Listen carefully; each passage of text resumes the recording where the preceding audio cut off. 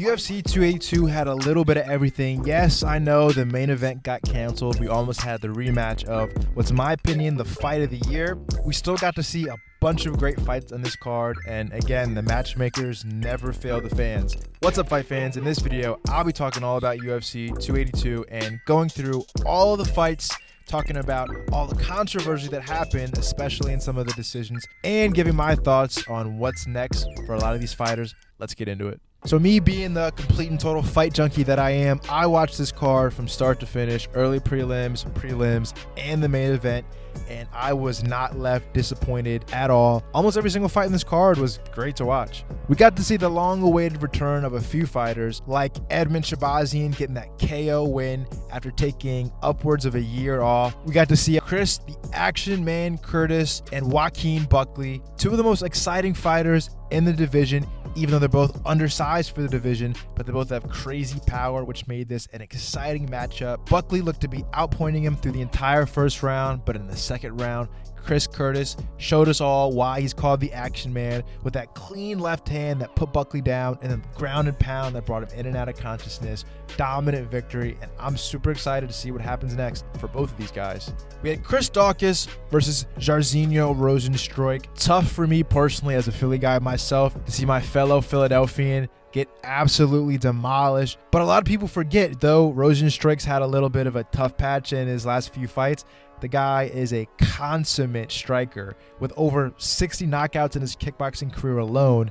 He kind of just took it straight to Daukaus and got him out of there in less than 30 seconds. Crazy to watch. Next, we had Raul Rosas Jr. making everybody feel way too old. This guy's just barely 18 years old. I think his birthday was like a couple weeks ago, and he had a dominant victory in his UFC debut. The guy's grappling looks absolutely amazing. I think he does look a little suspect on the feet, but at 18 years old, the guy's got all the time in the world to perfect his game.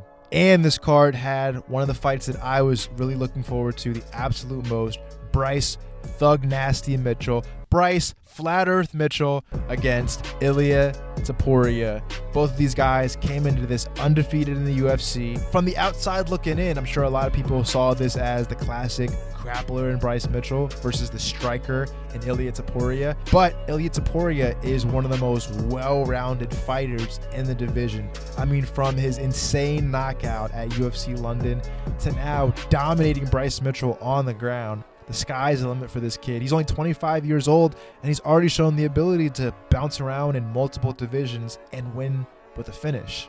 I can't wait to see what happens next. He already called his shot at a main event at UFC Madrid versus Brian Ortega. I hope he gets it, and that would be an amazing event to watch.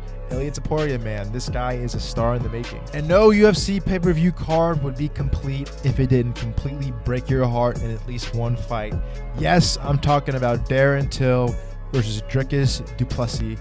This fight was really tough to watch. I knew from the start that this was not the matchup Darren Till needed if he wanted to get back into the winning column. I mean, Darren Till is just at a rough spot in his career. First round, he gets taken down and gets absolutely mauled by Dricus.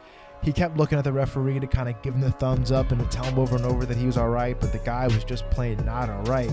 He was getting absolutely destroyed by Dricus. On one hand, I'm glad they didn't stop the fight because Darren Till came out super strong in that second round and showed us why he's a world-class striker. But at the end of the day, it's tough watching somebody, especially someone who's a fan favorite like Till is, take that much damage. And then, of course, in the third round, Dricus gets the choke and gets the finish. Darren Till, in my opinion, has no business fighting at middleweight ever again.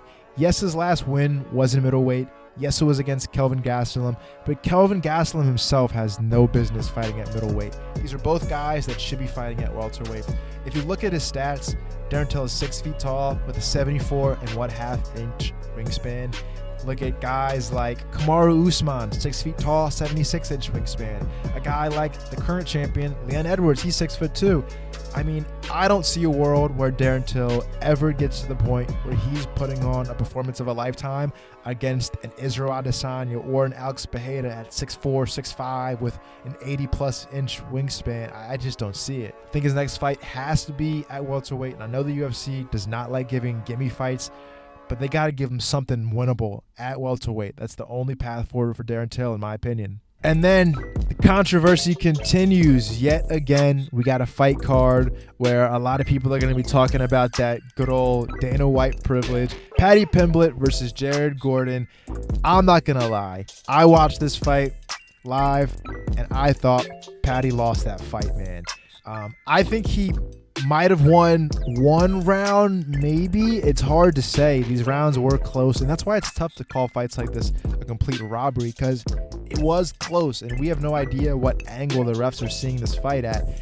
And with a guy like Paddy Pimblett, I wasn't there live, but I can only imagine the crowd's probably going insane anytime Paddy does anything, and that's probably gotta sway the judges' opinions. It's crazy that a lot of people are talking about the decision between Sean O'Malley and Peter Yan as controversial, when you go back and look at that fight, it's not hard to see how O'Malley won that fight at all, but this is a whole different level. In my personal opinion, Paddy got kind of exposed in this fight. I thought there was a really good chance that Paddy was going to lose this fight.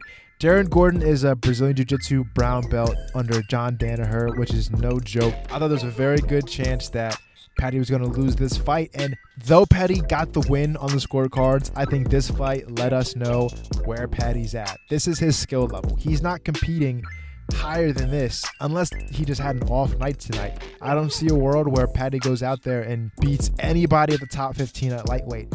His striking is just way too suspect. He's good at grappling, but he's more of a jiu-jitsu guy. I could easily see him getting out-wrestled by a few guys in the top 15. And the biggest flaw in Paddy's game is he likes to keep his hands down low and his chin up high, and he does not have great head movement. He's asking to get knocked out. Don't be surprised if at UFC London in March, Paddy fights on that card, fights a guy like Terrence McKinney, and gets flatlined.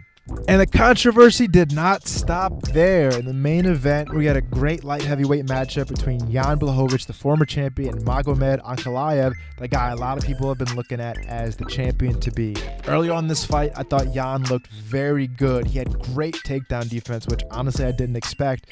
Magomed showed that he has tremendous striking. He was the faster striker, but Jan's timing was completely on point. In the middle rounds, Jan was able to put some huge damage on Magomed's legs. Surprisingly, Magomed was still able to keep coming forward, cut off the distance, kept it in boxing range, so he didn't have to deal with any of those kicks anymore. But Jan just continued to chew those legs up. And then in the later rounds 4 and 5, Magomed finally found his takedown and was able to just straight up maul Jan, especially in the fifth. In my opinion, the fifth is a 10-8 round. Magomed completely just destroyed Jan. When I went to the scorecards, I thought that Magomed must have won. I thought the last round was a 10-8, and that was probably the difference maker. But when I watched it live and they called it a draw, I thought it was insane until I saw the scorecards. The first round was really close, not too much action. I see how you could give that to Jan. He probably landed the more powerful shots. The second and third round, I thought that Jan completely destroyed Magomed's legs and he caused more damage. And if that's the scoring criteria,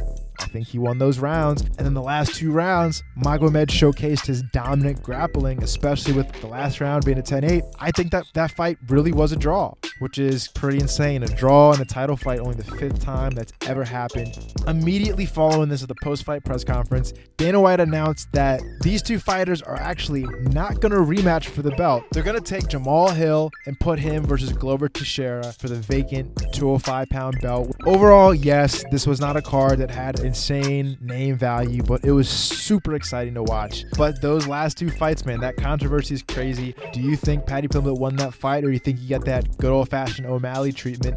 And what do you think about the main event? Dana White came out and said it was a boring fight. I disagree. I was thoroughly entertained. But let me know how you feel in the comments below, and thanks for watching.